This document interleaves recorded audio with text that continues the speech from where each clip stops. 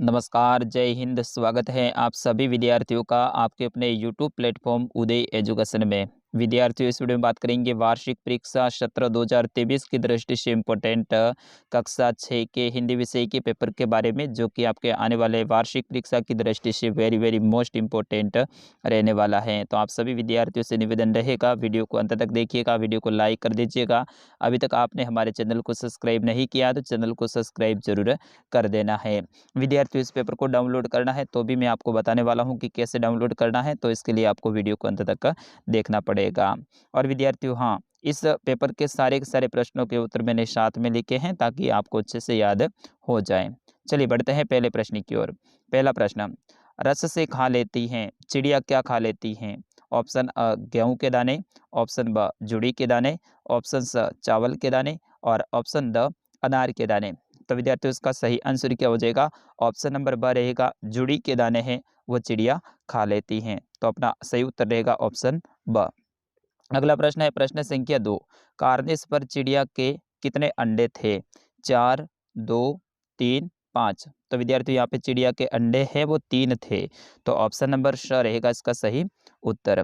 अगला प्रश्न है प्रश्न संख्या 3, गोल हैं खूब मगर इसमें गोल कहा गया है सूर्य को, चंद्रमा को, आकाश को या फिर तारों को? तो विद्यार्थियों, गोल है वो चंद्रमा को कहा गया है। तो ऑप्शन नंबर ब रहेगा इसका सही उत्तर। विद्यार्थियों, ऐसे ही प्रश्न आपके परीक्षा में आने वाले हैं, तो आप जरूर इस पेपर को पूरा का पूरा देखिएगा और अच्छे से याद कर लीजिएगा। चौथा प्रश्न, साथी हाथ बढ़ाना गीत के रचयिता हैं? केदारनाथ अग्रवाल, शाहिर लुधियानवी, सुमित्रानंद पंत या फिर प्रेमचंद? तो विद्यार्थियों, साथी हाथ बढ़ाना रे गीत के रचयिता हैं वो शाहिर लुधियानवी हैं। तो ऑप्शन ब रहेगा इसका सही उत्तर। अगला प्रश्न प्रश्न संख्या 5, रिक्त स्थान की पूर्ति कीजिए। यानी इसमें आपको क्या करना है? खाली जगह को भरना है। तो पहली खाली जगह देखिए, ऐसे ऐसे तो कोई बड़ी खाली जगह है। तो ऐसे ऐसे तो कोई बड़ी बीमारी है, क्या है? तो इस खाली जगह में बीमारी आ जाएगा। ब खाली जगह देखिए, ऐसे ऐसे तो काम न करने का खाली जगह है, डर है, ठीक है ना? तो रोग नहीं है, यहाँ पे डर हो जाएगा। प्रश्न संख्या 6, एक से एक मिले का क्या अभिप्राय है? एक से एक मिले का क्या अभिप्राय है? तो विद्यार्थियों, इसका सही उत्तर क्या हो जाएगा? एक से एक मिले तो पहाड़ बन जाता है। क्या बन जाता है? पहाड़ बन जाता है। आपकी किताब का ये सही उत्तर है। अगला प्रश्न है प्रश्न संख्या 7, सोटू का परिवार कहाँ रहता था? तो विद्यार्थियों, सोटू का परिवार है वो कहाँ रहता था? सोटू का परिवार मंगल ग्रह की जमीन के नीचे बनी एक कॉलोनी में रहता था। मंगल ग्रह की जो जमीन है उसके नीचे एक कॉलोनी बनी हुई थी, वहां पे रहता था। तो इसका सही उत्तर ये हो जाएगा।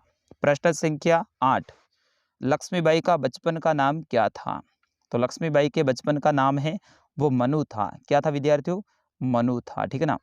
अगला प्रश्न है प्रश्न संख्या 9, मैं सबसे छोटी हूँ पंक्ति में मैं शब्द किसके लिए आया है? तो मैं शब्द है वो छोटी लड़की के लिए आया है। तो विद्यार्थियों, उसका सही आंसर क्या हो जाएगा? छोटी लड़की के लिए।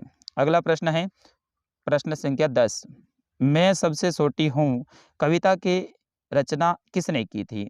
तो इसके रचनाकार यानी कविता के लेखक कौन है, यही पूछ रहा है विद्यार्थियों। तो कविता के जो लेखक हैं वो है सुमित्रानंद पंत। तो अपना सही उत्तर क्या हो जाएगा? सुमित्रानंद पंत। देखो विद्यार्थियों, इतना सा लिखने पे आपको है ना 1 नंबर मिल रहा है। आपके वार्षिक परीक्षा में तो ऐसे प्रश्न 2-2 नंबर के आने वाले हैं। अगला प्रश्न है प्रश्न संख्या 11, गोल चमकीला रोड़ा अपनी क्या कहानी कहता है? तो इसका सही उत्तर क्या हो जाएगा? गोल चमकीला रोड़ा अपनी कहानी बताते हुए कहता है कि वह कभी एक चट्टान का हिस्सा था। वो क्या था? कभी एक चट्टान का यानी एक बड़ी पत्थर का हिस्सा था। एक दिन पहाड़ों से बहते हुए पानी ने उसे बहाकर घाटी में भेज दिया।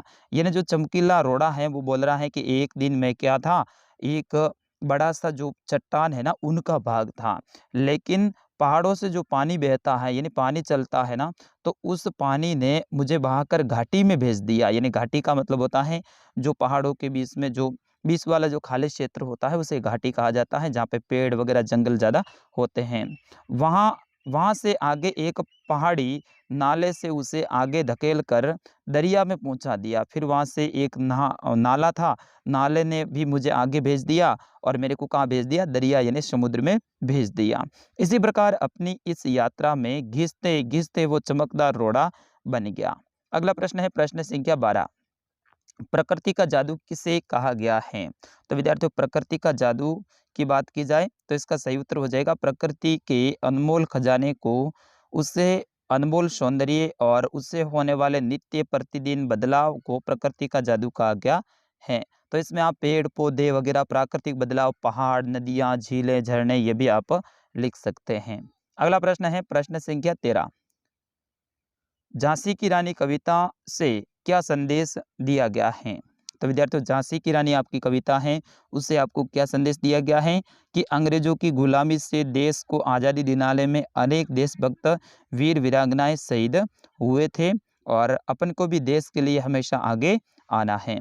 अगला है, मास्टर जी ने मोहन के ऐसे ऐसे की क्या दवाई बताई है? तो मास्टर जी ने मोहन के ऐसे ऐसे की दवाई बताई है कि उसे स्कूल से 2 दिन की छुट्टी मिलेगी और उसमें वह अपने स्कूल का सारा काम पूरा करेगा। अगला प्रश्न है प्रश्न संख्या 15। सागर ने रास्ता छोड़ा, पर्वत ने शीश झुकाया, शाहिर ने ऐसा क्यों कहा है? तो शायर ने ऐसा इसलिए कहा है क्योंकि एक साथ मिलकर काम करने से बड़ी जो बाधाएं हैं उनके रास्ते भी निकल आते हैं, यानी काम आसान हो जाता है। इसका मतलब क्या हुआ कि अपन मिलकर काम करें ना, तो कितनी भी बड़ी समस्या यानी बाधा आए तो भी उसका रास्ता निकल सकता है और जो काम अपन को बड़ा मुश्किल लगता था ना विद्यार्थियों, वो आसानी से हो सकता है। अगला प्रश्न है प्रश्न संख्या 16। चांद से थोड़ी गप्पे कविता से क्या संदेश मिलता है? तो विद्यार्थियों, इसका सही आंसर हो जाएगा चांद से थोड़ी गप्पे कविता से यह संदेश मिलता है कि प्रकृति के नियमानुसार चांद घटता और बढ़ता रहता है। अगला प्रश्न है प्रश्न संख्या 17। केशव और श्यामा ने चिड़िया के अंडों की रक्षा की या फिर नादानी की? तो केशव और श्यामा ने क्या किया था? चिड़िया के जो अंडे थे उनकी रक्षा की थी या फिर नादानी की थी? विद्यार्थियों, आप भी बता सकते हैं इसका आंसर।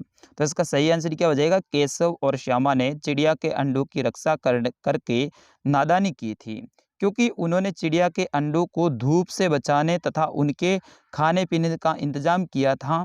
इससे अंडे सू लेने से गंदे हो गए थे और चिड़िया ने उन्हें गंदे मानकर नीचे गिरा दिए थे। तो विद्यार्थी, उन्होंने तो कहा था कि भाई धूप से बचाने के लिए अपन सही जगह पे रखते हैं, बच्चों ने जो ऐसा सोचा था, लेकिन वो थी क्या? उनकी नादानी थी। नादानी का मतलब होता है उनको पता नहीं था कि अपन अंडों के हाथ लगाते हैं ना, तो फिर उसके बाद में चिड़िया है या फिर पक्षी है उन अंडों को अपने पास में नहीं रखता है, उसको दूर कहीं डाल देता है और उसी तरह से उस चिड़िया ने भी उन अंडों को नीचे गिरा दिया था। प्रश्न संख्या 18। आशय स्पष्ट कीजिए, यानी इनका अर्थ आपको बताना है। रस उड़ेल कर गा लेती हैं, वह स्वतंत्र होने से मधुर स्वर में गाती हैं और अपने मीठे स्वर से वातावरण को आनंद से भर देती हैं। इसका आशय ये है। अगला प्रश्न है प्रश्न संख्या 19। इसमें आपको क्या करना है? विलोम शब्द लिखना है। अच्छे का विलोम बुरा हो जाएगा, अपना का पराया हो जाएगा, एक का अनेक हो जाएगा और धर्म का अधर्म हो जाएगा। इस तरह से आपको इनके विलोम शब्द लिखने थे। प्रश्न संख्या 20। निम्नलिखित के 3-3 पर्यायवाची शब्द लिखिए। तो आकाश के 3 पर्यायवाची लिखने हैं, व्योम, गगन, अंबर। जल के 3 पर्यायवाची लिखने हैं, वारी, पानी, नीर। कमल के पर्यायवाची 3 लिखने हैं, अंबुज, खड़का और लेखनी। और आग के 3 पर्यायवाची लिखने हैं, अग्नि, दहन, पावक। इस तरह से आपको पर्यायवाची शब्द याद करना है, आपके एग्जाम में आएगा। 21वां प्रश्न है कि संज्ञा किसे कहते हैं और ये कितने प्रकार की होती हैं? तो विद्यार्थियों, इसका सही आंसर हो जाएगा किसी व्यक्ति स्थान के नाम को संज्ञा कहते हैं और संज्ञा 3 प्रकार की होती है। जैसे कि किसी कोई व्यक्ति है तो उनके नाम को क्या कहेंगे? अपन संज्ञा कहेंगे। या फिर कोई स्थान है उसको भी क्या कहेंगे? संज्ञा कहेंगे। संज्ञा 3 प्रकार की होती है। एक तो होती है व्यक्तिवाचक संज्ञा, एक होती है जातिवाचक संज्ञा और एक होती है भाववाचक संज्ञा। अगला प्रश्न है प्रश्न संख्या 22। अपने प्रधानाध्यापक जी को अवकाश के लिए प्रार्थना पत्र लिखना है। तो आपको अवकाश के लिए यानी छुट्टी के लिए आपको एप्लीकेशन लिखनी है। तो यहाँ पे सबसे पहले आप क्या लिखेंगे? सेवा में। फिर उसके बाद में नीचे वाली लाइन में यहाँ पे थोड़ी सी जगह छोड़ने के बाद में श्रीमान प्रधानाध्यापक महोदय अपनी जो स्कूल का नाम है वो लिख देना है। फिर उसके बाद में विषय लिखना आपको, ठीक है ना। 3 दिन की छुट्टी के लिए प्रार्थना पत्र, यहाँ पे आवेदन पत्र थोड़ा सा ठीक है चलेगा, यहाँ पे प्रार्थना पत्र आप लिख दीजिएगा, ठीक है।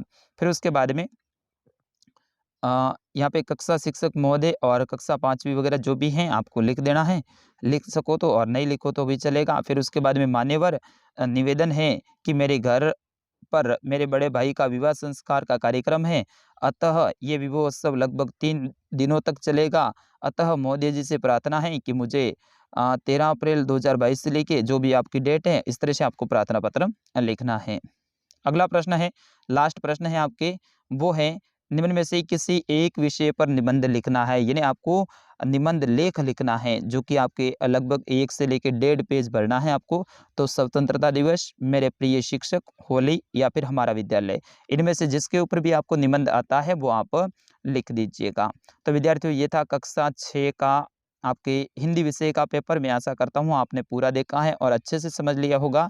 अब इस पेपर को आपको डाउनलोड करना है तो जाइए हमारी वेबसाइट पे, गूगल में जाके सर्च कीजिए udaystudy.com, वहाँ पे हमारी वेबसाइट खुल जाएगी। उदय स्टडी जैसे आप लिखोगे तो हमारी वेबसाइट आएगी और फिर वहाँ पे आपको क्लिक करना है उसके ऊपर, और वहाँ पे एक आएगा ऑप्शन राजस्थान जीके का या फिर लेटेस्ट पोस्ट का, ठीक है ना। वहाँ जाके आपको क्लिक करना है, वहाँ पे आपको कक्षा 6 हिंदी पेपर ऐसा लिखा होगा, उसके ऊपर क्लिक करना है और उसके अंदर ही आएगा डाउनलोड करे का ऑप्शन, और उसके ऊपर क्लिक करते ही आप इस पेपर को डाउनलोड कर पाएंगे। तो विद्यार्थियों अगला किस विषय का पेपर चाहिए आप कमेंट में जरूर बताइएगा, अपना और अपने जिले का नाम भी बताइएगा। तब तक के लिए मुझे आगे दीजिएगा, नमस्कार, जय हिंद।